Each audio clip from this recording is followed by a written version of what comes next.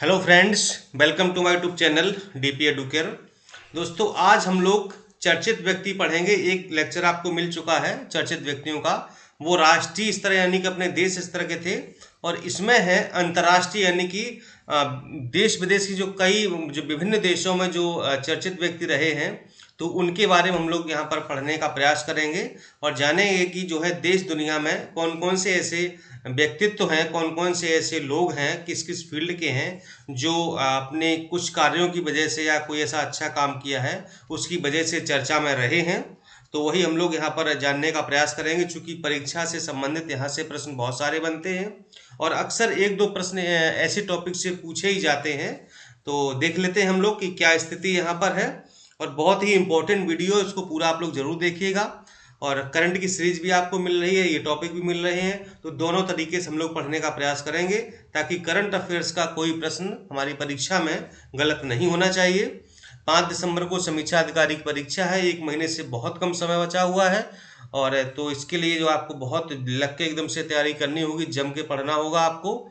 तो चलिए दोस्तों, फिर शुरुआत करते हैं। बाकी आरओ की सीरीज के लिए या फिर नोट्स के लिए या फिर करंट अफेयर्स के लिए आप लोग स्क्रीन पर दिए गए नंबर पर कॉल करके 6393350769 इस नंबर पर कॉल करके आप लोग नोट्स ले सकते हैं, सीरीज ले सकते हैं, यूपी स्पेशल या फिर करंट अफेयर जो भी आप लेना चाहें।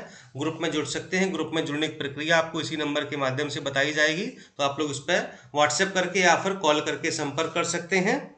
चलिए देखते हैं कौन से पहले व्यक्ति हैं जो बहुत चर्चित हैं। तो पहले हैं नगोजी ओकोंजो इविएला। कौन है ये? तो नाइजीरिया की पूर्व वित्त मंत्री नगोजी ओकोंजो इविएला WTO यानी कि वर्ल्ड ट्रेड ऑर्गेनाइजेशन यानी कि विश्व व्यापार संगठन की महानिदेशक बनने वाली पहली अफ्रीकी व्यक्ति हैं। ध्यान रखिएगा, ये WTO की महानिदेशक बनी है हाल ही में, नगोजी ओकोंजो इविएला, और ये पहली अफ्रीकी व्यक्ति हैं। यहाँ पर व्यक्ति की बात हो रही है, ध्यान रखिएगा, यानी पुरुष महिला दोनों की बात हो रही है। 1 मार्च 2021 को विश्व व्यापार संगठन की 7वीं महानिदेशक के रूप में पदभार ग्रहण करके पहली महिला बनी है। यानी कि WTO की ये जो महानिदेशक बनी है, ये पहली महिला है महानिदेशक बनने वाली। इससे पहले किसी भी महिला ने इस पद को नहीं संभाला था, और ये अफ्रीका की पहली व्यक्ति की नाइजीरिया आपका जो है अफ्रीका में आता है, तो अफ्रीका जो है जो कॉन्टिनेंट है, तो उसकी ये पहली व्यक्ति भी, यानी कि कोई मतलब पुरुष भी वहां का नहीं बना इसका महानिदेशक। नेक्स्ट है रेबेका ग्रिंस्पन। वो है यानी कोस्टा रिका की पूर्व उपराष्ट्रपति तथा अर्थशास्त्री हैं। वह जिनेवा स्थित संगठन अंकटाड का नेतृत्व करने वाली पहली महिला और मध्य अमेरिकी होंगी। इसमें देखिए शायद एक आध लाइन मिस हो गई। हाँ, ये देखिए लाइन थोड़ी सी आगे पीछे हो गई है। 4 वर्षीय कार्यकाल हेतु इनको अंकटाड के महासचिव के रूप में नामित किया गया है। ठीक है, तो ये अंकटाड की 4 वर्ष के लिए महासचिव बनी है, और ये जिनेवा स्थित संगठन अंकटाड का नेतृत्व करने वाली पहली महिला और मध्य अमेरिकी होंगी। कहाँ की हैं ये? कोस्टा रिका की पूर्व राष्ट्रपति, और ये अर्थशास्त्री भी हैं। नेक्स्ट है पूनम गुप्ता जी। देखते हैं कौन है ये। तो पूनम गुप्ता ने national council of applied economic research यानी NCAER की नई महानिदेशक के रूप में पदभार ग्रहण कर लिया है। वह विश्व बैंक में भारत की प्रमुख अर्थशास्त्री हैं। वह इस पद पर नियुक्त होने वाली पहली महिला महानिदेशक हैं। इसके अलावा इन्होंने शेखर शाह का स्थान ग्रहण किया है। तो वर्तमान में शेखर शाह जी थे, लेकिन उनके स्थान पर इनको अब जो है महानिदेशक बनाया गया है NCAER का। नेक्स्ट है शिरीषा बांदला। देख लेते हैं कौन है ये। तो आपको पता है कि जो भारतीय मूल की दो थी, एक कल्पना चावला जी और दूसरी हैं सुनीता विलियम्स। तो कल्पना चावला की तो मृत्यु हो गई, लेकिन सुनीता विलियम्स अभी हैं। ये भारतीय मूल की दोनों महिलाएं हैं। तो कल्पना चावला और सुनीता विलियम्स के बाद शिरीषा बांदला अंतरिक्ष में उड़ान भरने वाली भारतीय मूल की ये तीसरी महिला बन गई हैं। ठीक है, और इसके अलावा ये आंध्र प्रदेश के गुंटूर जिले की रहने वाली हैं। कौन? शिरीषा बांदला। शिरीषा बांदला अमेरिकी अंतरिक्षयान company Virgin Galactic Unity 22 mission से अंतरिक्ष की यात्रा का सफर शुरू किया और 60 मिनट की यानी कि घंटे की अंतरिक्ष यात्रा करके ये सकुशल वापस लौट आई थी। ठीक है, तो ये तीसरी महिला हो गई हैं जिन्होंने अंतरिक्ष की यात्रा की है, कल्पना चावला और सुनीता विलियम्स के बाद। गिरीश चंद्र मुर्मू, देखते हैं कौन है ये। गिरीश चंद्र मुर्मू ने भारत के नए नियंत्रक एवं महालेखा परीक्षक यानी कि कैग सीएजी के तौर पर शपथ ली है। ये केंद्र शासित प्रदेश जम्मू और कश्मीर के पूर्व लेफ्टिनेंट गवर्नर यानी कि उपराज्यपाल भी रह चुके हैं। यानी जब ये जम्मू कश्मीर केंद्र शासित प्रदेश बनाया गया था तो वहाँ का जो लेफ्टिनेंट गवर्नर पहले थे तो इन्हीं मुर्मू साहब को बनाया गया था, तो अब इनको सीएजी बना दिया गया है। जीसी मुर्मू को अप्रैल 2021 में रासायनिक हथियारों के समापन के प्रतिष्ठित अंतर सरकारी संगठन यानी कि OPCW फुल फॉर्म है organisation for provision of chemical weapons का 3 वर्ष के कार्यकाल के लिए बाहरी लेखा परीक्षक चुना गया है। OPCW की स्थापना 29 अप्रैल 1997 को हुई थी। और लास्ट पॉइंट इसमें यह है कि साथ ही भारत को और 2 वर्ष के लिए एशिया के प्रतिनिधि के रूप में संगठन की कार्यकारी परिषद का सदस्य भी चुना गया। यानी कि जो OPCW की बात हो रही है तो भारत को 2 साल के लिए प्रतिनिधि के रूप में चुन लिया गया है इस परिषद का सदस्य। नेक्स्ट, किरण आहूजा, देखते हैं कौन है ये।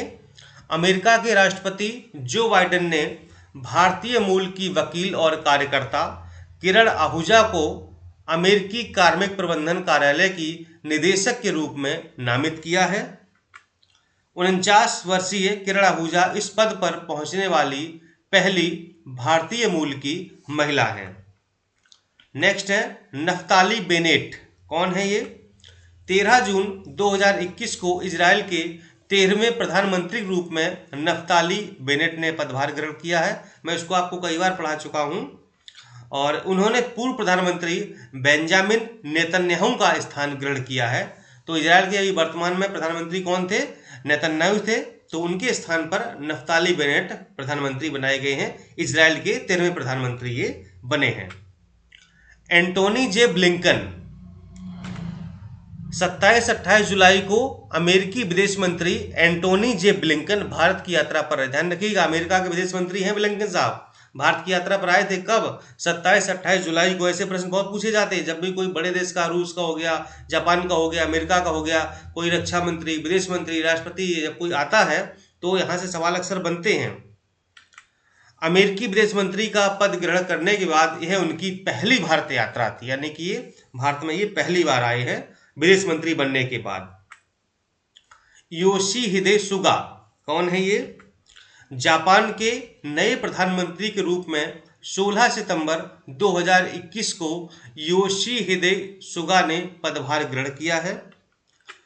वह पूर्व प्रधानमंत्री शिंजो आबे का स्थान लेंगे। तो अभी वर्तमान में जो है शिंजो आबे प्रधानमंत्री थे जापान के, अब कौन बनेंगे, योशिहिदे सुगा बनेंगे। रणजीत सिंह दिसाले, देखते हैं कौन है ये।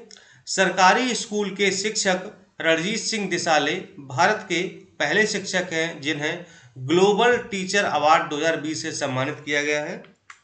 जून 2021 में वह विश्व बैंक समूह में बतौर शिक्षा सलाहकार नियुक्त किए गए हैं, तो काफी बड़ी उपलब्धि है ये।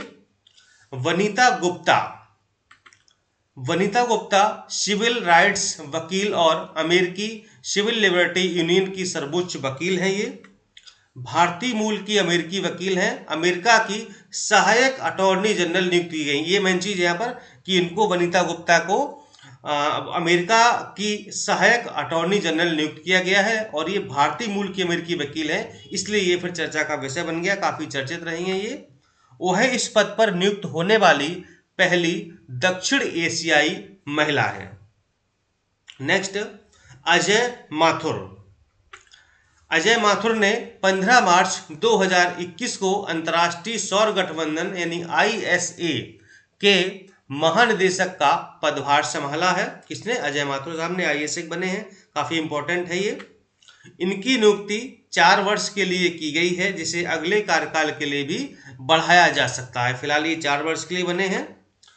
इन्होंने उपेंद्र त्रिपाठी का स्थान ग्रहण किया है, जो कि 2017 से आईएसए के महानिदेशक थे। नेक्स्ट है भव्या लाल। देखते हैं कौन भव्या लाल है। अंतरिक्ष एजेंसी नासा ने भारतवंशी भव्या लाल को कार्यकारी प्रमुख नियुक्त किया है। अमेरिकी राष्ट्रपति जो बाइडेन ने उन्हें इस पद के लिए चुना है। वह लंबे समय से नासा से जुड़ी हुई हैं और कई प्रोजेक्ट के लिए काम कर चुकी हैं। ये नासा के मुताबिक भव्या एजेंसी में बजट और फाइनेंस पर सीनियर एडवाइजर के तौर पर भी अपनी सेवाएं देंगी, यानी कि काफ़ी इनको मतलब प्रमुख कार्य दिए गए हैं। नेक्स्ट अजय मल्होत्रा। देखते हैं कौन है ये। पूर्व भारतीय राजनयिक अजय मल्होत्रा को मानवाधिकार परिषद की सलाहकार समिति का चेयरमैन चुना गया है, advisory committee of the human rights council. वह इस पद पर चुने जाने वाले पहले भारतीय हैं अजय मल्होत्रा साहब। मानवाधिकार परिषद की स्थापना 15 मार्च 2006 को हुई थी और मानवाधिकार परिषद का मुख्यालय वो आपके स्विट्जरलैंड के जिनेवा में स्थित है। नेक्स्ट है आपके सत्या नडेला साहब। कौन है ये। विश्व की प्रमुख सॉफ्टवेयर कंपनी माइक्रोसॉफ्ट के प्रमुख कार्यकारी अधिकारी यानी कि सीईओ नियुक्त किए गए हैं सत्या नडेला को। उन्होंने पूर्व सीईओ स्टीव वॉमर का स्थान ग्रहण किया है। यह मूल रूप से आंध्र प्रदेश के हैदराबाद के रहने वाले हैं, मूलतः ये हैदराबाद के रहने वाले हैं। डोनाल्ड ट्रंप, ये भाई चर्चा में क्यों रहे हैं। अमेरिकी राष्ट्रपति 2 बार महाभियोग का सामना करने वाले पहले अमेरिकी राष्ट्रपति बने हैं। इन पर 2 बार महाभियोग लगाया गया लेकिन साबित नहीं हो पाया, वो अलग बात है, लेकिन इन्होंने 2 बार महाभियोग का सामना किया है। गीतांजलि राव, कौन है ये। दिसंबर 2020 में भारतीय मूल की अमेरिकी छात्रा, प्रतिष्ठित अमेरिकी मैगजीन टाइम की पहली किड ऑफ द ईयर चुनी गई हैं। नाम याद रखिएगा, गीतांजलि राव, ठीक है। ये अमेरिका में रह रही हैं लेकिन भारतीय मूल की हैं। अमेरिका की एक मैगजीन है, पत्रिका है जिसका नाम है टाइम, तो उसकी पहली किड ऑफ द ईयर चुनी गई हैं। तो इतने थे हमारे अंतर्राष्ट्रीय चर्चित व्यक्ति जिनको हमने आपको पढ़ाया।